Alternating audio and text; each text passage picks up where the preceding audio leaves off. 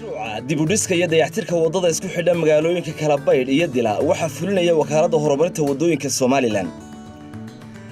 Ka hor dayactirka xaaladda wadadu waxay ahayd mid liidata, gaadiidka iyo rakaabkuna rafaad badan ay kala kulmi jireen. Mashruuca waxa ka maalgelinaya sanduuqa horumarinta Soomaaliland SDF. wadada la dayactiray dhererkeedu waxa uu dhan yahay 19 kiiloomitir oo ka bilaabmaysa magaalada Kalabaydh ilaa iyo magaalada Dila. dhammaadka mashruuca waxa gaaban doona waqtigii isku socodka magaalooyinka Soomaaliland. gaadiidleyda ayaa ka raysan doona kharashaadkii badnaa ee ka gali jiray dayactirka gaadiidka. waxa yaraan doona shilalkii gaadiidka ee ay sababi jirtay wada xumadu. waxa iyaduna fududaan doonta gudbinta adeegyada aasaasiga ah. mashruuca waxa maalgelinaya sanduuqa horumarinta Soomaaliland SDF.